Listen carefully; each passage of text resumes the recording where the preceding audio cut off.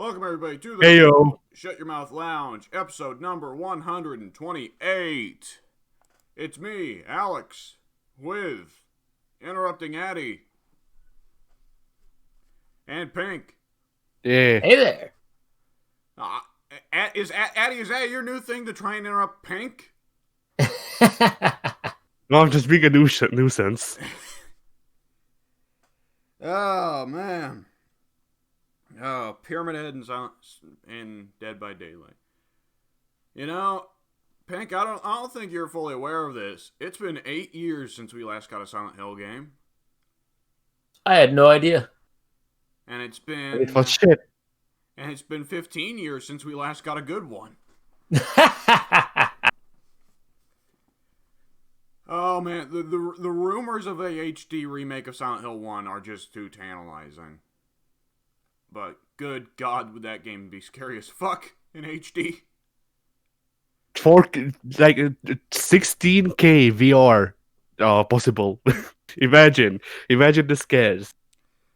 Jesus Christ, it's It doesn't just run on VR. You can play it like you did on the PS1, but if you put on the VR, you immediately shit your pants. yeah, it's like the brown note. You just put it on and immediately pants get shitting.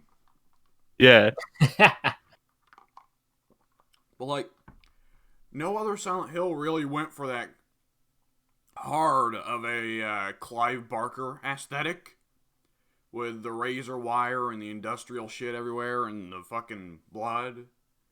And that's gonna be fucking creepy in HD.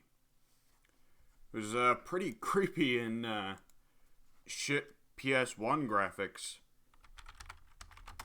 Like, there's a particular part of the game that I'm thinking of that, let me just go ahead and grab the image of it for you. Are you talking about the alley?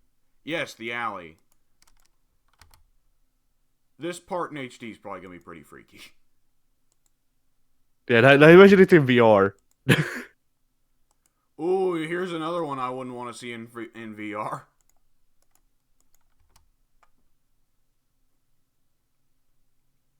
You know like I know that it's Silent Hill 2, but I think the worst thing to see would be in VR would be the room with the Abstract Daddy. Yeah, the abstract daddy.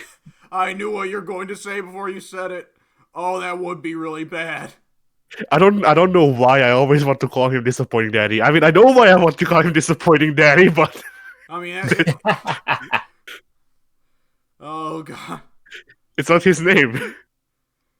Imagine that you got your friend playing Silent Hill 2 VR in the same room as you, and he just goes, "The penises, they're in the walls." Yeah. And he's not lying. No, not at all. Oh, Christ. So, hey, Pink, you got anything going up on your channel? Not that I'm aware of, but maybe. Alright. Eddie, you got anything going up on your channel? Actually, yes. After 3 months of it being stuck in development hell, I was actually able to finish editing Streets of Rage 4 review. Ooh, alright. So, what, how long is that review, by the way? Like 5 minutes. Okay. At this point, I've just accepted that I only go past 5 minutes, or around that time, like 4 to 7 minutes. I only go past that point if I really care about the game, and I actually remember shit. If one of those is not true, then I can't go past 5 minutes. All right. I don't know if there's anything going up on my channel. I just do things on a whim. Last week I uploaded. I don't know what hit me, the sudden inspiration to record a bunch of Skaven in Total War Warhammer and then edit them so it looks like they're singing a song from Ghost. So, yeah, I don't know if anything will come out on my channel this week, but if I do, it won't be constructive. It won't be constructive content. I mean, hey, I released a freaking music video for Paid by 3 Days Grace Eh, with for other freaking footage. So, Pink, it's your turn. I don't know what I'm gonna do. Hall & Oates. I guess so. Just all Grand Theft Auto Vice City footage. I didn't make the full song. It's just like a quick 8-second clip of the guy singing, and then I try to make it look like a Skaven singing because I'm dumb like that. Oh, man. Alright, so on the channel this week for the whole group, we've got on June the 1st, 2 episodes of Minecraft. The one's kind of halfway middle part. And on June the 5th, we have Streets of Rage Part 1, which I was not there for that recording. That is Nope. That is very much an Addy and Pink thing. Yeah. My favorite thing about because I feel like we need some context behind the Streets of Rage videos, the first trilogy, or the first 3 games anyway. So Pink and we recorded the first 3 Streets of Rage games 4 times. And I mean, well, technically only 3 times because we recorded the first game 4 times. Because after that, Pink was like, "Don't tempt fate. Let's just continue this some other day." Right. But yeah, like it's either the freaking audio got messed up, or the video got corrupted, or the game just didn't want to work. Even in this video, we end the game with it freaking DCing us because the netcode is so good. Oh, yeah. All right. So, Pink, what you been up to this past week, man? Oh lordy, have I even been up to anything? I know I watched a lot of TV, but I at the same time didn't watch any TV because I wasn't even paying attention to it. So there's like a show on Netflix called, what's it called, Raising Hope, that my family's been watching. I've seen parts of it. I pay very little attention to it, but like that is legitimately the only thing worth noting that I can think of off the top of my head. So what is this Raising Ho? I have no idea. I get they're raising hoes, man. I assume this has nothing to do with the X-Men character. No. Yeah, I mean, I could be wrong because, like I said, I haven't really been paying attention, but I'm pretty sure that's not the case. It's just Cable trying to protect the baby from Bishop. Did they ever explain why Bishop wanted to kill that baby? You know, I don't have a clue. I've never seen just a sudden arbitrary heel turn like that without explanation, you know? Right. Very weird. I feel like they've done that a lot with Bishop, because it wasn't he like during Civil War, didn't they throw him on the pro-registration side and he went and accomplished nothing? I think most of the characters on the pro-registration side accomplished nothing.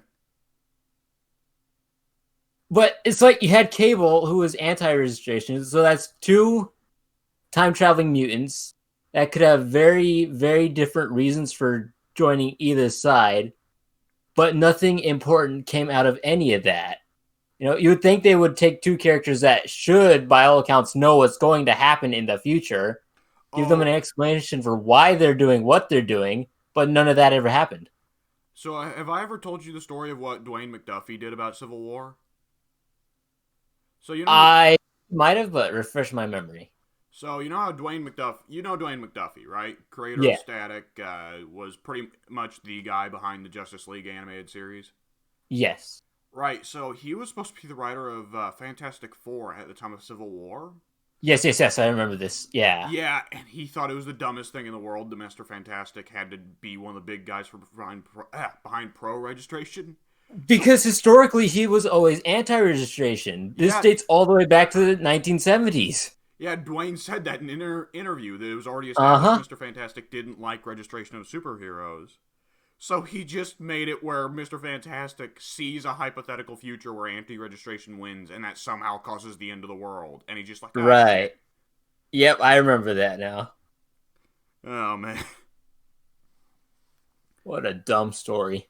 Yeah, everything in Marvel had to restructure around it. And not in, like, the good way of, like, it helped some comics drive forward storylines. Like, Civil War fucked Spider-Man badly. Mm-hmm. Alright? He didn't recover for, Never. what, 15 years? In my eyes, If he's that, still not recovered. it's very true. As long as Parker Industries is canon, Spider-Man is ruined to me. One More Day was pretty bad. Parker Industries is a spit in the fucking face. Because I get that Peter needs to progress as a character, but turning him into Tony Jr. is just fucking masturbating to the MCU. Like, the MCU can do Peter the way they want to do Peter, fine, and it fits better there. But having full-grown Peter suddenly become multi-billionaire tech guru is like, what? Right. You know, the truth be told, with Spider-Man at this point, I would have been happier if Otto never left. If Otto was still Spider-Man. Peter's dead to me. Long live Spider-Man. Spider-Man is dead. Long live Spider-Man. There we go. Just have Peter retire and give the mantle to Octavius, like in his body. Like the costume is ill-fitting, and Otto can't rope swing, so he actually just crawls on the freaking walls of the buildings with his arms. Yeah, the overweight Doc Ock. That was one thing that always weirded me out about Alfred Molina's portrayal of Doc Ock in Spider-Man 2 was that he didn't have the massive paunch. Right. Didn't he even have a six-pack or something like that? Pretty sure he did. Yeah. He was a fairly buff Dr. Octopus. Renowned bodybuilder, Dr. Octopus. Yeah, a body to match his brain. He needed the arms for more weight for when he does crunches. Yeah. Oh man. So, Pink, outside of not watching TV, what else did you do? The only other thing I did was last night I spent a lot of time in the creation suite of 2K20 trying to kind of recreate all my CAWs from 2K19. Occasionally just playing 2K19 instead, because, you know, that's the better game. And I did, what was it, Supreme Commander with you guys? Soup Commander, yes. Soup Commander. Yeah. That was a recording. Yeah. I didn't say much in it, because most of the time I had no idea what I was doing, but it was fun. I died. Yeah, it's one of those things where it can be a bit hard to talk when you're learning something, you know? Right. You know, I did actually, at one point this week, my family was looking over Netflix for something to watch. And I mentioned, like, oh, hey, so Pink mentioned The Last Airbender. Everybody loves it. And I said to him, you know, I think it might be kind of a hard sell, a serious kids cartoon. Selling that to my family, I thought that might be kind of a hard sell. And they just said, yeah, that would be a hard sell. At the end. Yeah. So, Hattie, what you been doing this week? Well, I played a shit ton of Slay the Spire. The card game, right?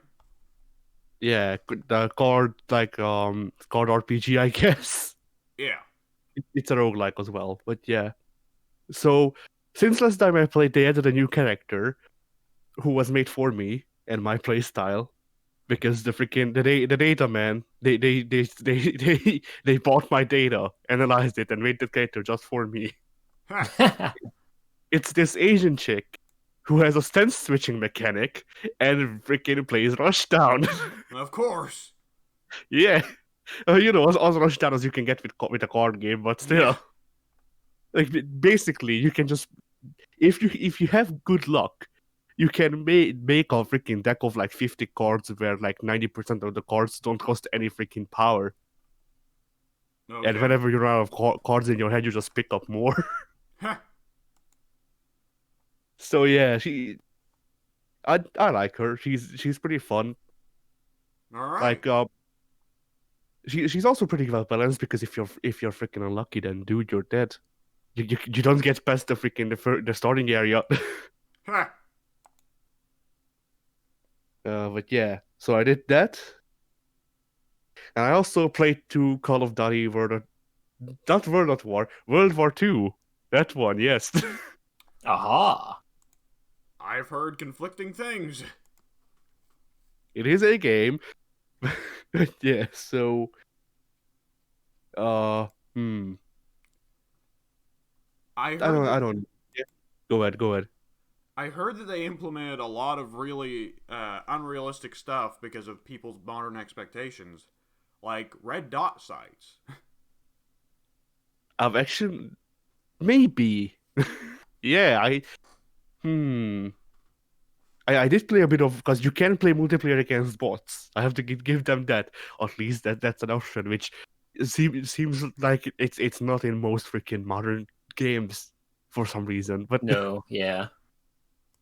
yeah, so I did test out the multiplayer. It was all right. Not something that I put a lot of time into, but yeah, I did see did think that some of the sites were not really period appropriate or good for that matter, but they also just suck gameplay wise anyway. So who gives a shit? Heh. Like genuinely, I used the reflex sight on most guns because I thought, well, maybe the reflex sight will be good. No, technically maybe a small bit, but the iron sights zoom in more or less the same amount. I've never been a fan of scopes in the Call of Duty games, but admittedly, it's been probably 8 or 9 years since I last played one. Oh, the actual scopes I never freaking tried out because the multiplayer maps don't give you enough space to actually freaking use a sniper rifle. So why would you? No. Well, I mean, Call of Duty at this point is just built for a certain playstyle, which is sprint with shotgun. Yeah, it's Doom. I wouldn't say that. I don't know because Doom's gameplay to me is just strafing with a shotgun, Right, killing but Doom everything. Guy, Doom Guy can take more than 2 hits. Yeah, that is true. And he doesn't heal by just standing still and waiting for the jelly to get fucking swiped off his face. That's actually one thing that I wanted to point out because the multiplayer, I think you might still get healed by that. Not in the actual story mode. For the story mode, you actually need to heal yourself with health packs. Huh, son of a bitch. After all this time. Yeah, after all this time, they actually implemented realistic healing. Well, more realistic healing. But yeah, There's never going to be a first-person shooter with realistic healing because your character would have to retire after getting shot. yeah. But yeah, the story is, from what I can tell, generic army movie shit. Which I mean, I didn't expect much more.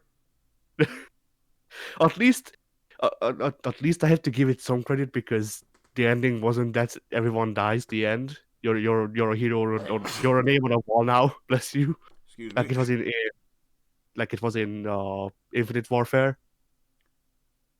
Oh, that's the ending Infinite Warfare went for. Okay. Yeah, Infinite Warfare, your robot body, who is the best. I don't know what it is with sci-fi shooters and the robot being the best character, but in every game, in freaking Titanfall, the Raj Mech is the best character of the story. In Infinite Warfare, the robot guy that can, well, can he blow himself up? I forget. Whatever, the robot guy, he's the best character. So yeah, that dude he sacrifices himself so you can escape, and then there's like 2 more levels, and then you kill yourself, and you become on the name on a name on a wall, and that's heroic. Yay! Yeah, Call of Duty's real big on the hero dies endings. Yeah, not in this game though. Huh. This game, they went for a different. Basically, they went for the same thing but slightly different because in this game the hero didn't die. The hero's brother died, and the hero denounces himself as a hero and says that his brother is the hero.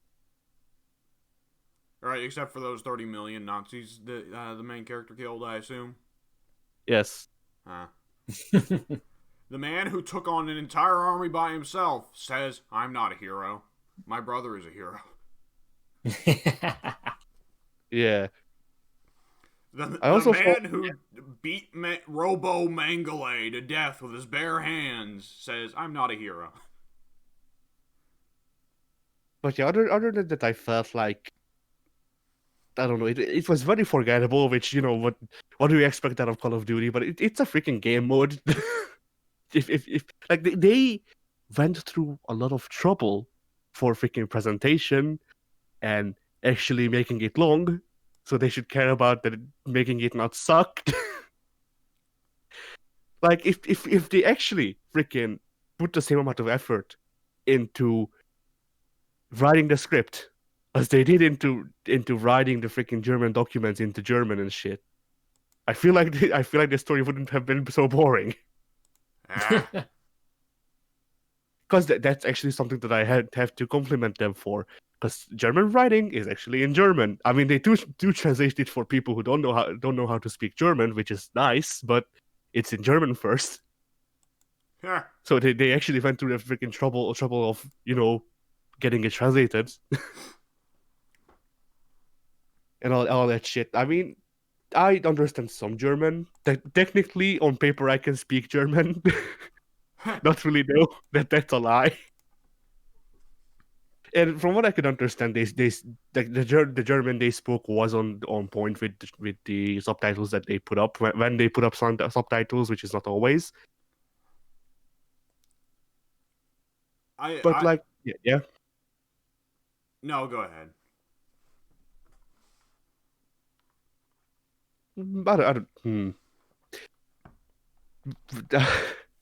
I like how most of my commentary is just loud sounds. But yeah, so another thing that I wanted to point is how this game is not all shooty for once. Really? Most of it is. Yeah, most of it is. But they do actually try to spice things up with a couple of stealth segments that you can fail and then get into the shooty parts again. Of But course. if you, That's how I mean, all yeah. Western AAA games try to mix it up nowadays with stealth sections. I'm getting kind of sick of them, honestly. Stealth sections existing outside of stealth games, you know? I don't know, because usually when I have the option given, I try to play games stealthily. What pisses me off about them is when you like fart relatively loudly and everyone in a freaking 5 mile radius knows where you are. All of China? You cut out. All of China? Yeah, I don't know. Freaking like when with Spider-Man, you know how you take down one wave of enemies and then everybody knows where you are. That's the shit that pisses me off. Yeah, About auto detection so that you can't do stealth for the whole thing. You have to enter combat after the first wave. Yeah, and so they didn't do that. You actually can start your way through. I mean, I did get noticed a couple of times because there's just too many cards to actually freaking juke. But when they actually didn't want you to get noticed, at least I've got to assume you can get not noticed. And that, funnily enough, I feel like how some of the levels were designed, you actually were freaking encouraged to do some light parkour. Because there's this part where you play as a female officer. Well, she's not actually an officer. She is a resistance leader, I think, in France. But yeah, you play as her, and she's trying to get from one end of a Nazi post to another. But yeah, so to actually do that, you need to weave through enemies while crouching, which is hard, or you can just jump on the freaking rooftops and then cut like the part where you have to weave through enemies to its half, which I appreciate. It's a faster way, and you still can get noticed jumping through the freaking rooftops. So Ah.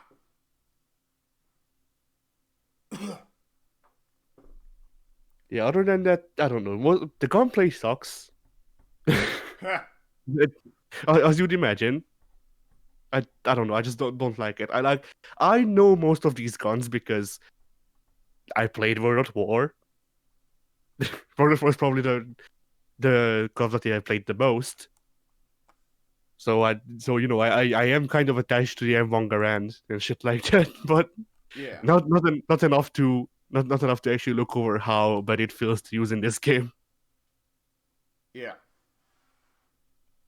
And that's about it, I think. All right. I will say the only Call of Duty game that I can remember having played with the entire campaign was Black Ops. And Black Ops, they pretty much just picked up Hideo Kojima and just kind of shook him over a paper, and whatever came out of that paper was the plot of Black Ops. I mean, that seems more interesting than like Saving Private Ryan Light. I mean, it was interesting, don't get me wrong, but it was still very weird that such a mainstream series tried to do Hideo Kojima-isms, you know? I mean, as long as we didn't get quiet. Yeah. Quiet or Fragile. I think Fragile's supposed to be the equivalent for Death Stranding. Hideo Kojima just has his types and insists on putting them in games. Yeah. And at this point, we just kind of let him get away with it. I don't understand. Hideo Kojima's type is breathing through her skin. Yeah. Oh, fuck. Hideo Kojima's favorite women photosynthesize. And doesn't speak. Huh. Hideo Kojima is actually into the old Japanese folklore women who had like a freaking monster mouth in their hair. Alright, well, it's a unique fetish, but I'm sure it's one someone has. Definitely. Oh, man. Alright, so for my week, I haven't done a whole lot. There's Total War Warhammer, but what have I got new to say about that, really? I did get to watch a little bit of 2 TV shows. One was a little documentary series called Hate Thy Neighbor. It is about Vice basically paying a mixed race comedian, half black, half white, named, oh shit, his first name is Jamali, but I forget his second name. It Mathers? Something like that. Basically, every episode they have him go over and spend some time with a hate group of some kind. And basically just kind of get what his general take is on them. As well as, just talking with them and seeing what kind of people they are. And so for the first one, it's of course, neo-Nazis. And that one was real entertaining, at least partially because a lot of the neo-Nazis were kind of cartoon characters. Now, don't get me... Some of them were... There was one guy who was supposed to be the leader of the neo-Nazis of America or whatever, and that guy was real fucking sinister. Yeah? At one point, like, him and Jamali, they sit down to have lunch, right? And at one point, the neo-Nazi guy gets a phone call from one of his neo-Nazi buddies, right? And then he just goes, I have to step out to the bathroom. As soon as the phone call ends. And I mean... Not to suggest just because the guy got a phone call, but aren't the neo-Nazis known for gun running and drug running illegally? Well, probably. I definitely know that neo-Nazi street gangs are a big thing. Didn't the neo-Nazis sell a lot of guns to the IRA during the Troubles? I don't keep up with Neo-Nazi Weekly, but maybe. You've been missing out, boy. Yeah, no kidding. Well, there's also a part. Well, at the start, he visits this neo-Nazi family that's just out in the country, and the dad's really nice, and he's trying to make friends with them and say, hey, neo-Nazis are perfectly normal people, man. You don't understand. We're not portrayed right by the media. That whole shebang, right? Right. And he's trying to be nice and peaceful, and he's not insulting Jamali's intelligence. And his wife is just sitting over there, and she's got no chin, for one thing, or teeth. And she is just looking at Jamali with, like, the most hatred I've ever seen. She's fuming, and under her breath you can hear, Jews. Yeah. No fucking joke. Honest to God, at one point, Jamali asks the husband, what do you think of the Holocaust? And the husband says, oh, well, I think it didn't happen. But then it pans over to the wife, and the wife just straight up says, it didn't happen, but it should have. And Jamali just goes, what? Like, the men, the women, and the children, and everything. And she just goes, yeah. And she is, honest to God, cradling a baby, an infant baby, while saying, yeah, kill them children. Oh, lordy. Kill the younglings, Anakin. Like, imagine if Padme said that while holding the babies, right? Baby Luke and Leia in her arms. Right.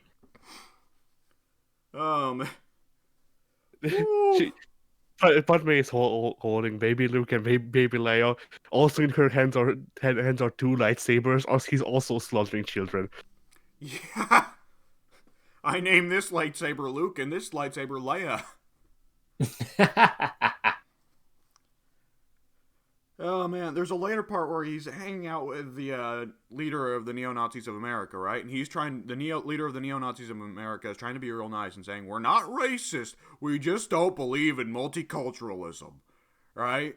Because that's always the angle they take. We're not racist, it's just we don't like these certain things, right?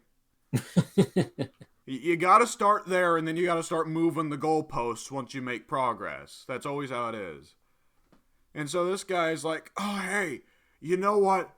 I'm going to show you just how great we are. I'm going to invite you to a swastika burning down in Georgia. And Jamali's like, okay, sure, guess we'll go. What are we burning, black people? No, what the guy completely failed to mention, it wasn't just a neo-Nazi swastika burning. It was a Ku Klux Klan swastika burning. How am I not wrong? How do I keep saying the freaking most stupid things and they come true? So Jamali gets down there, and the guy's like, hey, so I invited you to the neo-Nazi swastika burning, but I was talking with the Ku Klux Klan guys, and they're like, no, he's half black, we're not going to let him in. And honest to God, what he says is, like, Jamali says, well, you invited me all the way down here, why can't I come in? And like, the neo-Nazi guy starts talking in, like, the most awkward kind of passive-aggressive way of, like, well, you don't want to go there. You don't want to go down there. I don't know what will happen. And Jamali just says, but you invited me.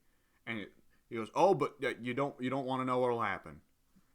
And Jamali's like, okay, fuck it. How about we just send in my camera crew, right? And the neo-Nazi guy's like, yeah, sure. And Jamali, at that point, it cuts to him telling the audience, just about every one of my cameramen is Jewish.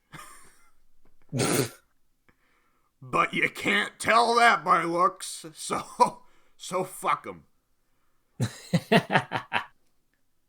And of course, that we get to see the footage of the Ku Klux Klansmen sitting around and talking about how Mexicans are ruining America and black people are ruining America, and of course they're saying all this now that Jamali's not there. Conveniently enough, now that he's gone, time to talk about how black people are ruining America. Then they go out in the backyard to burn the swastika, right? But, like, Addie, do you remember that part of Red Dead Redemption 2 where you walk in on the Ku Klux Klan trying to set up a big cross to burn and it falls on them? I think so. That happens. It doesn't crush them to death like it does in Red Dead 2, but still, they try to fucking set up a big swastika to burn it. It just falls over on them. And it just cuts to Jamali, who is in the distance watching with binoculars in a fucking picnic chair. He just says, oh yeah, the master race right over there. And then the fucking, the owner of the establishment, it's a Ku Klux Klan bar that they're working out of, right? The owner of the Ku Klux Klan bar comes over and he's like, hey man, what the fuck are you doing watching binoculars? And Jamali's like, well, I was supposed to join in for the swastika burning, but they said I couldn't join because I was black. And the Ku Klux Klan bar says, oh, well, damn it, I run the bar. I tell them who's invited and who's not. You're damn well invited to my Ku Klux Klan bar, Mr. Black Man. And then he turns around and his wife is yelling at him from across the street about God knows what. And I swear to Christ, the Ku Klux Klan bar guy just goes, what? And they start yelling at each other, and then he just starts air humping towards his wife from the other side of the street. Then he thunders her on camera. Oh, man. It's actually so cool. So then the bar owner goes back, and I guess he reads the Ku Klux Klansman, the riot act, about, hey, you should be allowing in this, we need to be all-inclusive with our Ku Klux Klan swastika burning. So the leader of the local Ku Klux Klan chapter marches across the street to tell Jamali, no, you're not allowed. And Jamali's like, well, I mean, why is that? And the guy just says, look, don't come across. You don't want to know what'll happen. And Jamali just says, what'll happen? And he just says, look, you know that your type is not allowed over there. And Jamali just says, what do you mean, my type? People who wear glasses? And it's one of those delightful moments where Jamali is trying his best to get the guy to just explicitly say, we're fucking huge racists and we're going to beat you up. But the guy is trying to be like, conniving, and he's trying to find his way around the words, but he's not a very good politician, right? Right. And then he goes over there, and the cameraman just catch the guy who was just talking to Jamali, calling him all kinds of horrible racial slurs, right? And Jamali even gets offended because they start calling him racial slurs for the wrong race. What? Well, How? Well, they got... I guess the Ku Klux Klan leader guy got confused and thought he was Middle Eastern. Ah. Oh, man. I don't know what I expected. It wasn't that, but I don't know what I expected. So yeah, the first episode is talking about he goes and visits, neo-Nazis and accidentally the KKK. He just gets dragged along for that one. Oh, man. It's like, I'm going to go visit Hitler's house. Yeah, we're just going to talk about Adolf Hitler today. And then you go to Adolf Hitler's house, and Hitler's like, hey, by the way, we should go have some dinner with a good friend of mine, Jeffrey Dahmer. So in the second episode, Jamali instead visits a black nationalist group, right? Right. And it's these guys, they're like the ISUPM or something. They're a bunch of dudes who believe that that African Americans are not African. They are Israeli. And they are the true people of God brought over to America. And they believe that they are superior, especially to Africans. Ah, so the slightly more colored KKK. I see. Yeah. And they have these big, they'll apparently just stand on street corners in New York or Philadelphia and just talk about how in the Bible so-and-so and, white man is Babylon and all that. And, like, with them, it's a little more weird because Jamali can't get them to sit down and talk with him at any point. Because every time he tries to go and talk with them, they just say to him, oh, the truth is in the Bible, read the Bible. And then they get in their cars and they fuck off. But, yeah, that one was interesting for a whole different kind of, crazy. And the third episode, which I don't have as much to say about, is just him visiting Azov. Apparently, Ukraine, this was filmed in 2014 or 2016, at the time when Ukraine and Russia would have still been at war, right? Are they still at war? I think they might be. Oh. Well, I thought that had ended recently, but I could be very wrong in that. Yeah. Well, I think what's going on is that it ended on paper, but they're Russia. Oh, yeah, probably. But I'm not sure. Russia. They're not at war with Ukraine, and they definitely don't dope their athletes. Definitely not at war with America. Yeah. since like freaking 1952. The Cold War is definitely over. Yep. So it's over in Ukraine. Apparently, because with the war going on with Russia and all that, and the government still being kind of incompetent, a alt-right group a political group has come to be very, very, very, very powerful over there, named Azov, and it started out as, of all things, of course, a fucking football club. Like, Addy, you're European, so maybe you can help us here. Isn't it a thing that European football clubs apparently have a real big alt-right problem? I don't freaking know, dude. I hate football. I despise football. Oh, man. Like, from what I could tell, no. But then I don't freaking follow it because I try to avoid that shit like the plague. Fair enough. Fair enough. I hate sports, too. It's just, So apparently, though, this Azov. Apparently, part of the problem with this Azov is Azov has now developed a military in Ukraine that is larger than the Ukrainian government. Oh my! Okay, we know what we need to do. We need to mobilize the army of Pepsi. The army of Pepsi. You're right. For a little bit, they did have one of the biggest navies in the world, didn't they? Yeah, Yes, they did.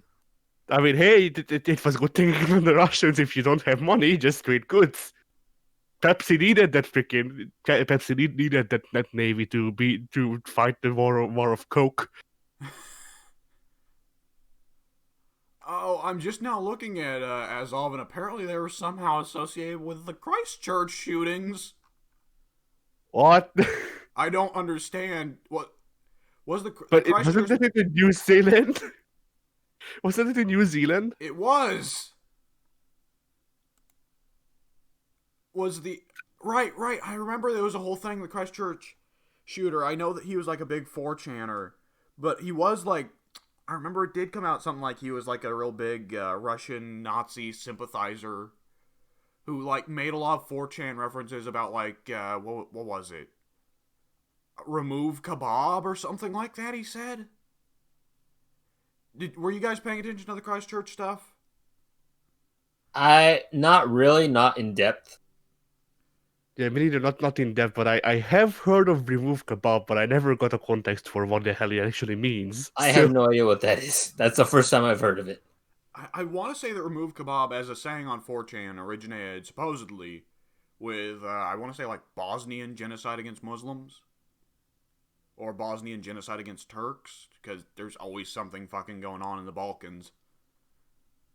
Addy's probably aware of that. It's going on in his backyard, but yeah, if it's happening against the Turks, then we don't care.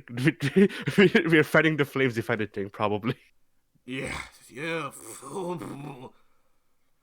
Nation feuds, they're fun. Yeah, sounds like. So, yeah, I guess that 4chan started that as a joke about Muslim genocide, and everything with 4chan starts as an ironic joke, and then it spirals outward from there, doesn't it? Yeah. Oh boy. So, anyways, yeah, apparently Azov is a right-wing group with a military larger than the Ukrainian government itself that is supposedly fighting off the Russians. But they also, for one thing, their logo is suspiciously similar to the SS. And they at several points say they love fascism. Not Nazism. Their logo is suspiciously similar to the SS, and they also refuse to answer to the name Azov, instead answering to Waffen SS. Yeah. I think they've even got the Nazi skull motif. Which just makes me think of the David Mitchell skit, which I'm sure you guys have all seen. Are we the baddies? You guys have seen that skit, right? Yeah. Pink, have you seen the Are We the Baddies skit? I don't think so. Doesn't ring a bell. we gotta link that to you after this recording is done, because that's an all-time classic right there. And just, oh boy, you know.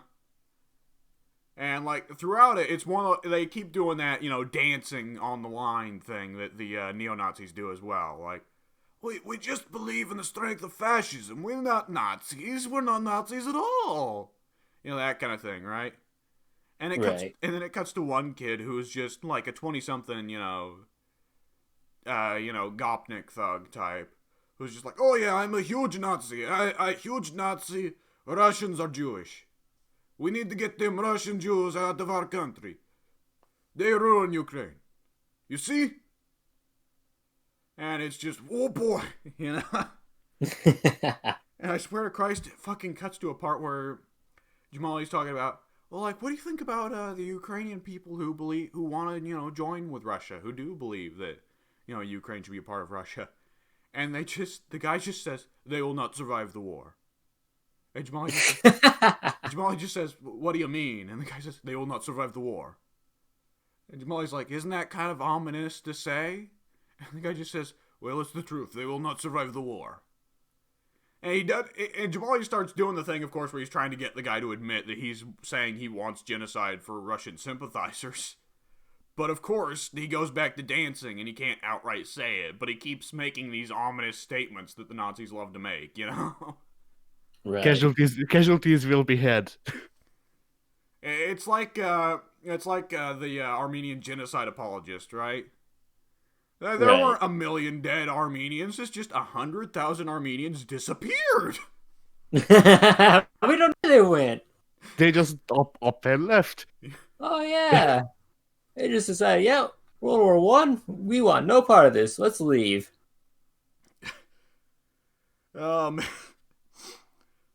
Armenia needs me. I must go now. And they just slide out of frame. Yeah, the whole country slides out of frame. Armenia slides out of the fucking... Armenia slides off... Armenia slides off the globe. Georgia just gets flooded by the Black Sea as a result. Yeah. Oh, man. Oh, no, Georgia's got enough walls. They'll survive. It's their specialty. Walls everywhere. Oh, yeah. That's a Civ joke, ladies and gentlemen. Now, Jericho, that thing's walls will be broken, though. I don't even know if that's freaking geographically accurate, but I don't care. It's a shitty joke anyway. Oh, man. So, yeah, that's the 3 episodes I watched. But, well, there are several episodes more, and I'd love to watch more. But, speaking of walls, speaking of civilization... Trump. Well, yeah, hey! You want to talk about the threats of bringing the entire might of the federal government down upon social media? No? Me neither. I didn't think so. I didn't even know that happened, but alright.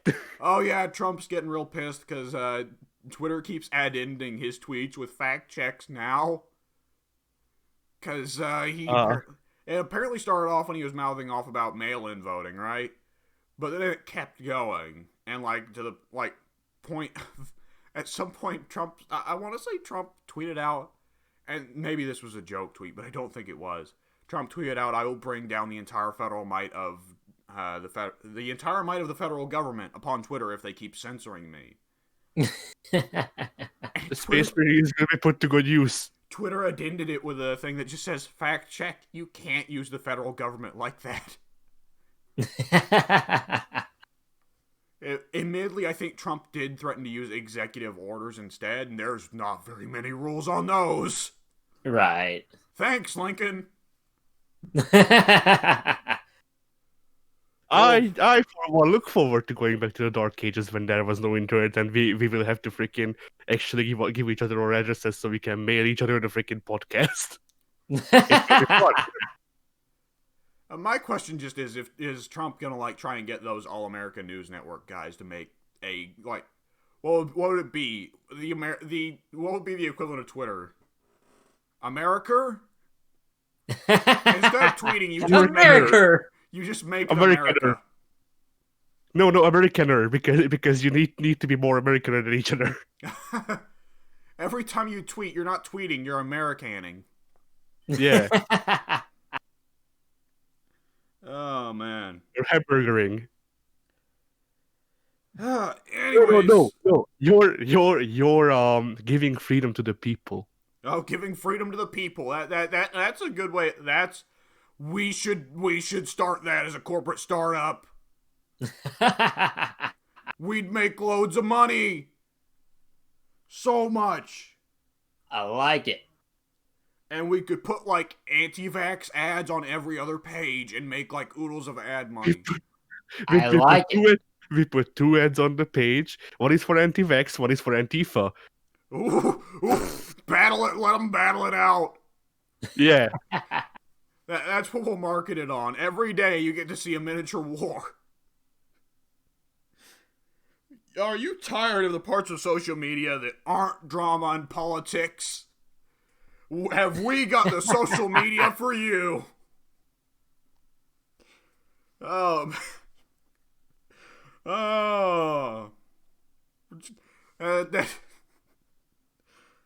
Is that the name of today's podcast, Americaner? Yes. Yeah. Oh, fuck.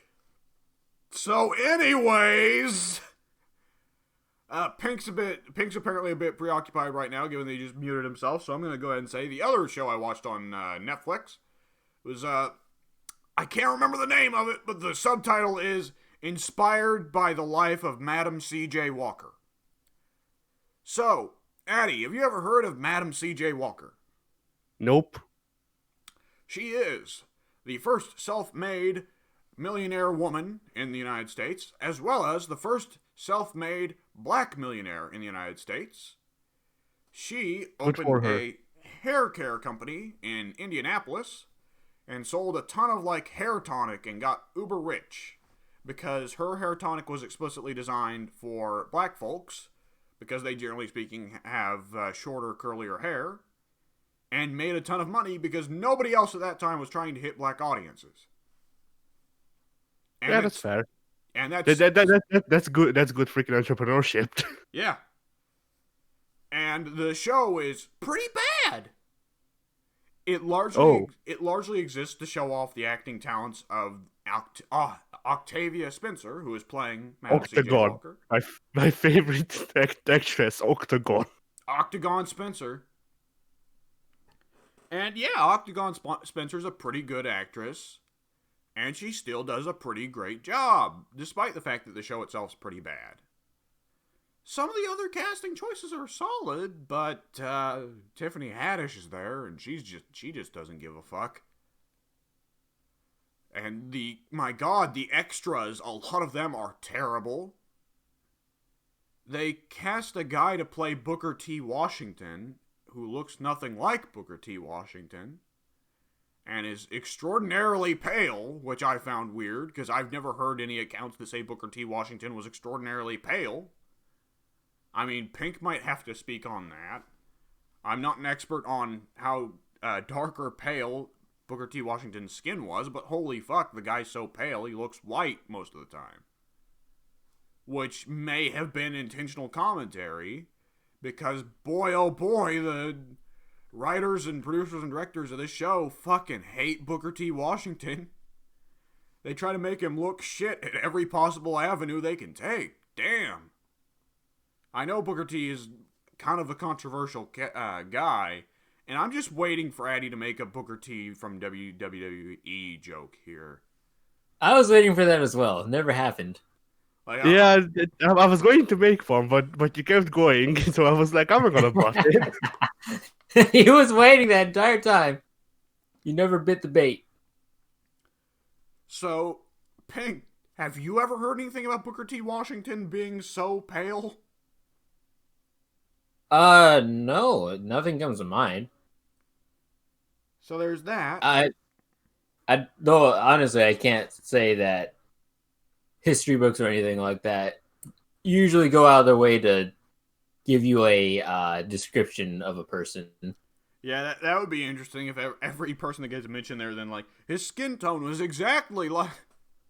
He possessed soft musky skin with the text code of 00FE026. And he always seemed to have a scent of pine cones about him. He liked putting his dick in mayonnaise jars. There's a fun fact. No, that's just reproducing mayonnaise. That would explain a lot.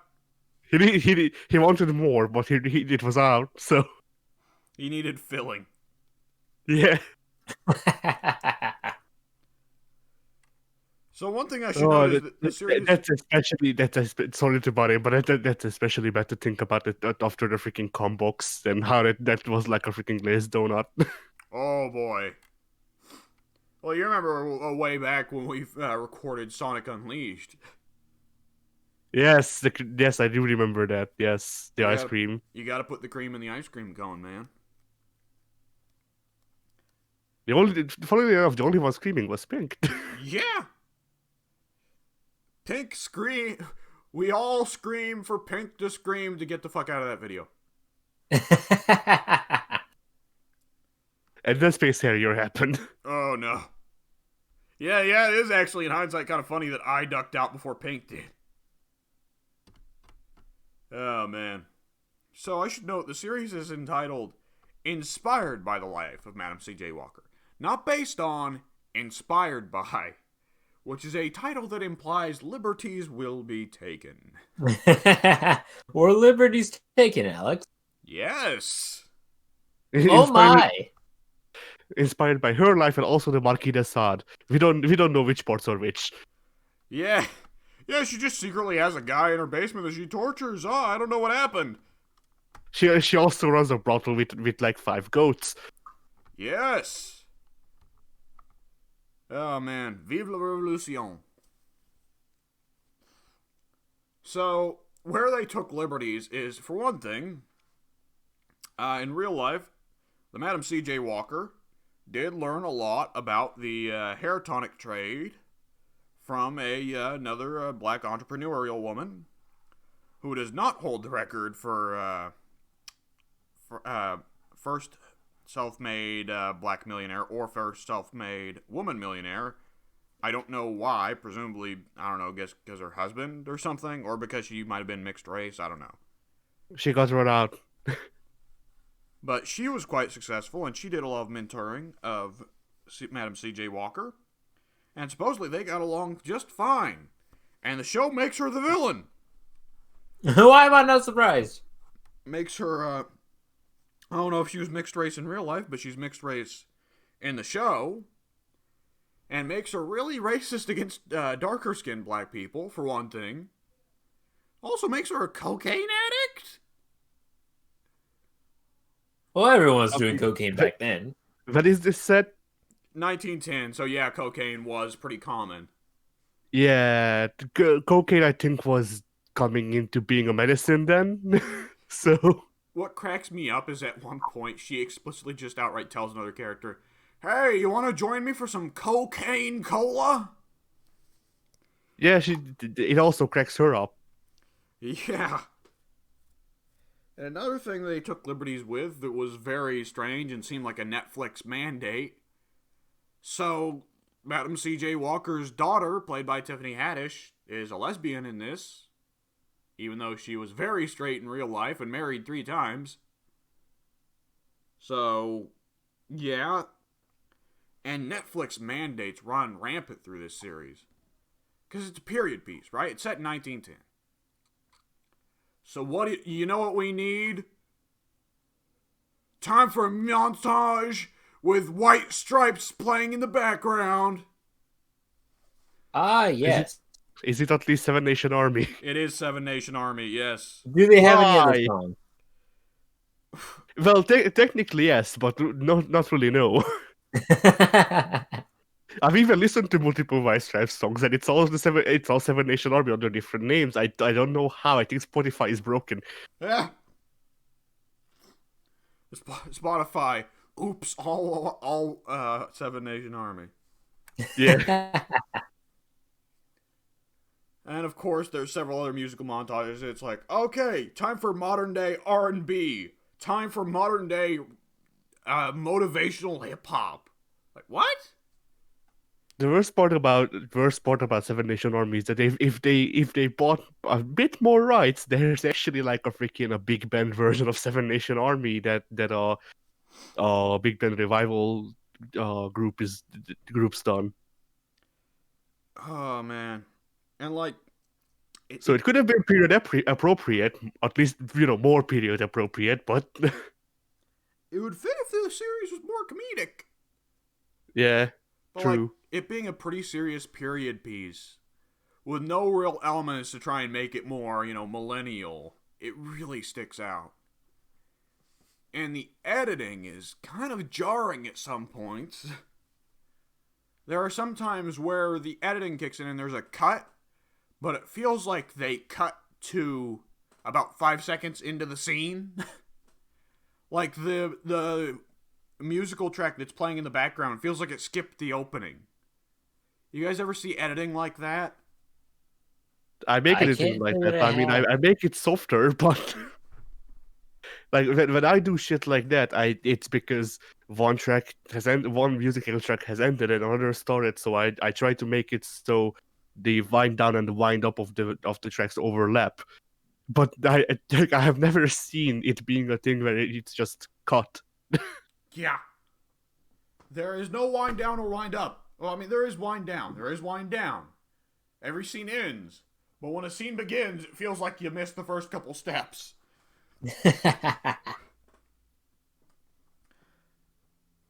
Credit where credit is due on some parts. The set design is pretty good. The costume work is very, very good. There's a lot of good costume work.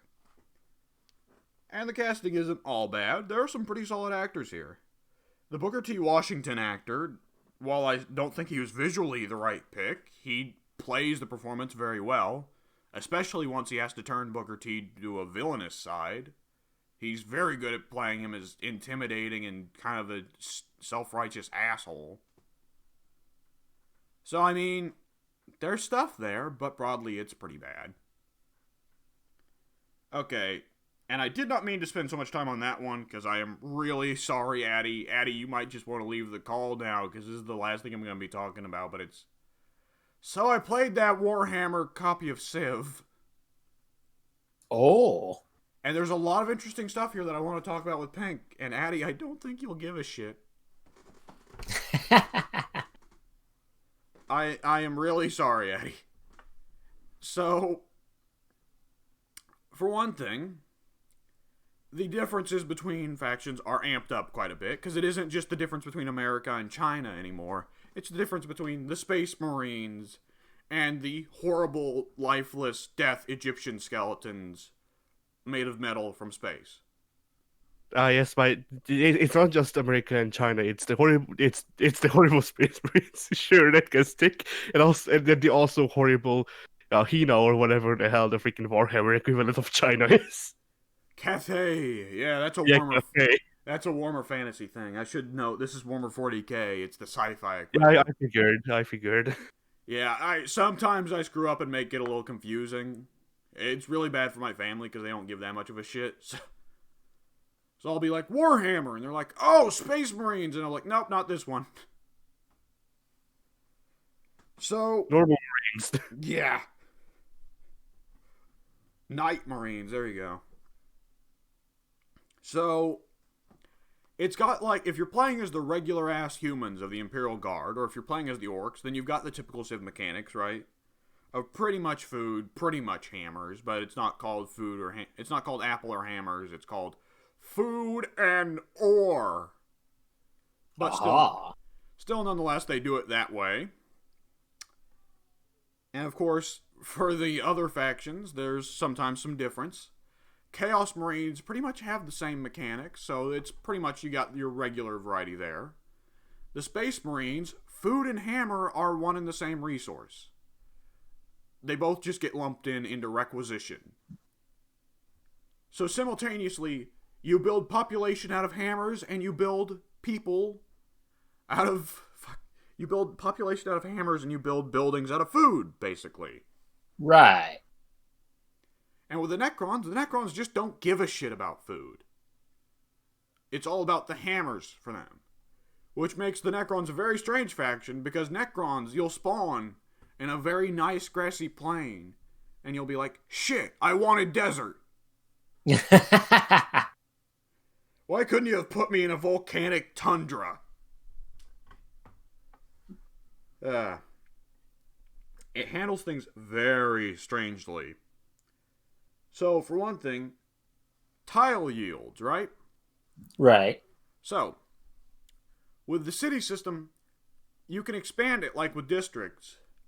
But instead of, building a district that's like a sort of mini city, and you can just put it anywhere in the borders of a given city, right? Mm-hmm. In this game, a city can be expanded by hexes conjoining to the original city and one of its hexes. And though each hex has a certain number of building slots, depending on what terrain it's put on, and you can put X amount of buildings in there, and any buildings of any type, it's not a, district restriction. And these are, buildings like farms or mines. Tile improvements aren't just built by workers going out in the field and putting down a farm. The farm is a part of the city after you expand into a new hex. And similarly, you can build the encampment equivalents, right? Like, build a barracks so you can build units. But right. Here's the strange thing. When you put down a barracks, it allows the barracks to just have its own building queue. So that a city can produce two things. It can produce a building and at the same time be producing a unit. You don't have to make the choice like you do in Civ. Which is weird. Oh. And for every barracks you build and for every factory you build, you get an extra building queue. So you can have cities pumping out entire armies in 2 or 3 turns. Which is pretty crazy. And further, you can build buildings that build buildings. Oh my! So it starts where the city just is rapidly expanding. And another thing I found very crazy. So tile yields work very strangely. Rather than just being like, hey, if you work this tile, it'll give you a food, 1 apple and 2 hammers, right? Right. Instead, it will just say, plus 20% to food, minus 10% to ore. And when you expand your city onto that tile, if you put down a farm on that tile, it will have an increased yield, 20% to food, right? If you put down a mine, it will have minus 10% to ore production. And some tiles will just have, plus 20% to book. We've enhanced our book production by quite a bit. I see. Yeah, and there's an influence resource as well as a power resource. Unless you're playing as the Tyranids, in which case you only really have to deal with 2 resources, because they're assholes like that. So we've got all that going on. There's a lot more focus on combat, because the screen is positively fucking covered in barbarians from the very beginning. And the barbarians, uniquely, there's only one type that I've noticed of barbarian so far that will set up a camp and respawn from that camp. All other barb types, once you kill them, they're permanently dead. Which is very strange. In addition, a lot of the barbs are a lot deadlier. There are some barbs that will just kill most of your units in one hit. Because fuck you. And let me tell you, it really sucks when you wander a guy into unknown territory and it's like, oh, 3 robots. Rip. However, exploration is very strongly encouraged, and taking new land is very strongly encouraged. Because ordinarily in Civ, if you see a strategic resource or a luxury resource and you really want it, you gotta plant a city on it, right? Right. Well, in this, if you step a unit on it, just any unit, it plants an outpost and you get that tile yield. Aha! And if anyone else steps on that tile, then they get it. And if barbs capture the luxury. If barbs step on it, they wipe it out. No! So it very much encourages a very aggressive game. Even if you don't have cities in an area, you want to go and snipe those resources anyways. Right. And of course, to make the combat not be shit, there's a whole lot of factors going into units, like armor, how armor piercing their weapon is, how much damage they deal, varying health amounts. So sometimes a unit might have, really low armor but really high health. So if you throw an armor piercing weapon at them, it's not really going to impress them that much because they got 20 dudes where that came from. And there's countless units that have big, crazy abilities. So combat winds up being a lot more interesting than it is in Civ, which is important. Because Warhammer is generally focused on war, and war in Civ tends to suck pretty hard. As if it's an even match. When you're just rolling over a Civ that didn't expect you, it's awesome. But if it's an even match, war in Civ sucks ass. Mm-hmm. There's also no wonders of any kind. But it's a very interesting, very different kind of Civ, and I may upload a video at some point of it. Nice. Just to, show it off. Because I'm not a pro at it yet. I've probably put like 5 or 6 hours into it. So, not a pro. I heard the other day, actually, something that I found interesting. I wanted to hear what Addy had to think of this. It was a video on fighting games by Novril Tataki, who, Addy, you should probably look into him, because he is a, video maker who just does stuff for, Air Dash games, right? If you taught me his name, then I'll look him up, because I've not heard his name, no. Let me put it in text chat. But he also has a series that's called, Dissecting Fighting Games, or something like that, or Analyzing Fighting Games. Or it's very similar to Core A Gaming, but he doesn't talk so much about the cultural environment surrounding fighting games, right? Yeah. So we don't have to deal with that one really bad video of Core A Gaming where he pretty much said, "Get good, noob," right? Yeah. So at one point he theorizes, well, he doesn't theorize, he bases it off of some scientific study of God knows where, that the point of get good, the point that once you cross it, you have gotten the good, is 20 hours. That once you spend 20 hours with just about any hobby or sport or video game, you have gotten to the point of getting good. Assuming that there isn't a 10-year gap between each of those hours. And what do you guys think of that? Yeah. I don't know. I feel like it's heavily dependent on the game and the person playing it. You said 20 minutes? 20 hours. Okay. I thought it was hours. Then I was like, wait, did I mishear that? So yeah, 20 hours. I think there could be something to that. But it's just getting good, not getting great, and not getting to Michael Jordan levels. Yeah. You don't just slap a hockey puck around for 20 hours and it's like, congrats, you're Wayne Gretzky. Yeah, clearly. Just play. I guess, yeah. Just play 20 hours of Street Fighter 5 online. Don't worry, Daigo cannot match you anymore. Don't worry, Daigo will not come to your house anymore to beat you up. He's too scared. I think it could be, indeed, 20 hours to not become great at it, but understand it to a point where you can become good at it. Yes. But definitely in just about every video game, that first 10 hours, unless it's a sequel or a clone, that first 10 hours especially is the rough time. Let's see how this works. Oh no, I'm fucking dead. I mean, how many tremendous blunders did you make in your first 10 hours of Civ, Pink? All the blunders. All of the blunders. One city between 5 mountains? Sounds good to me. From here now, you're going to be known as Switzerland. How about everyone's first 10 hours of Rainbow Six Siege? Yeah. We've got that on recording.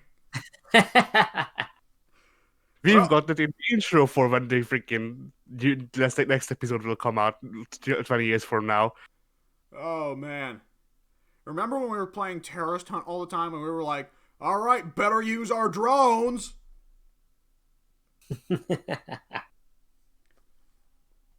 For enemies that move around constantly, you know. Yep. Just what you do. Oh man, could you imagine if they'd started training the terrorist and Terrorist Hunt to start corner camping? Imagine if they started door camping like players do. Just shooting at people's feet. Oh, that'd be great. Yeah, it would be really nice. That'd be a way. That would actually teach players, wouldn't it? Yeah, you're not wrong. Shoot at the cameras.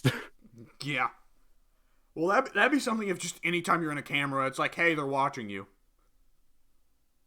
It doesn't even change their behavior at all. It just tells you you're being watched. Poke out their eyes to be free. A new mysterious pop-up comes up and it just says Dokkaebi. Oh, man.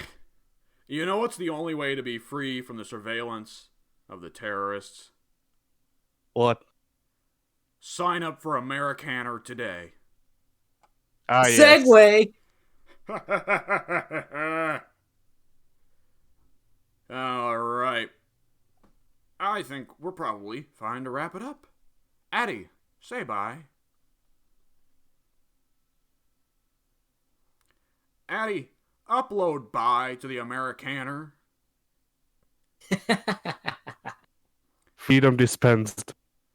Freedom. Not endorsed by the Scottish. All right, we'll see you later, folks. Except for that one time we get freaking dude from Highlander. Yeah, Mel Gibson. We'll get Mel Gibson. Fuck it, we're gonna keep this recording going because we just hit a good note. That's how we'll get celebrities in. We'll get Mel Gibson by saying, "Hey, if you come on here, you can say whatever you want about the Jewish and your wife." And your wife. Gotta throw that in there. About your Jewish wife, in fact. Anything about him. Ranting about your Jewish wife. What is this, H.P. Lovecraft? Yes. That's still the funniest thing to me. H.P. Lovecraft uploads title pictures of his cat. Ooh. Join the today. Oh no! I think we know what side HP's picking in the Anti-Vix versus Antifa war. Possibly. Are we going to use the Antifa war side to lure as many hardcore leftists as well? Yeah. We're getting them all, baby. Yeah, we're getting the worst of both worlds. At what point does Americaner just become race war, the social media? It's already Twitter. We can outdo them. Race war. The black side is headed by Eminem, and the white side is headed by Kanye West. But Kanye's avatar, he can't change it, and we just make it a gif of him saying George Bush doesn't love black people or whatever he said that one time. But Donald Trump does. Oh man, what a strange timeline we live in, huh? Link died. Renowned. Link died. We're in the worst timeline. Steve Irwin was holding it back.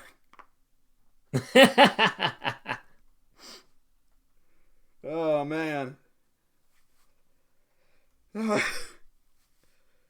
Who could we say? Who died in 2012 that we could say was holding it back? Who did die in 2012? Son of a bitch, I can't think of any major deaths in 2012. No. Yeah, the only death I remember from around that part is freaking Jacko, and no. Yeah, Michael Jackson and Steve Jobs would have died 2 years prior. But I'm not gonna say either of them were the things keeping society sane. Yeah. Like, when did Steve Irwin pass? Was that 2006? It was something like 2006, 2007. 2006 or 7. Yeah. Maybe society will turn around once both Bendy and that what's the son's name? I forget. Chris, I Cindy think, and Robert. or Robert. Yeah, once Robert becomes an adult, like they're going to go on a grand crusade to Okay. save the world. Robert's already started making like wildlife documentaries, I think. Yeah, But I've heard a lot that they're both intent on following their dad's legacy, but in different ways. I mean, Right.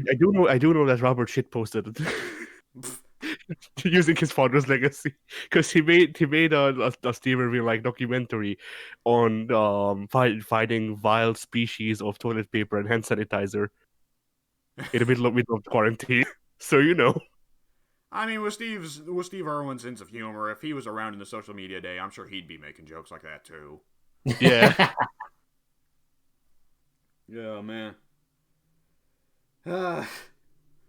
Okay, now that we're off the note of Americana with Mel Gibson and Kanye West, I think we can call that for recording. We'll see you Yeah. later, folks.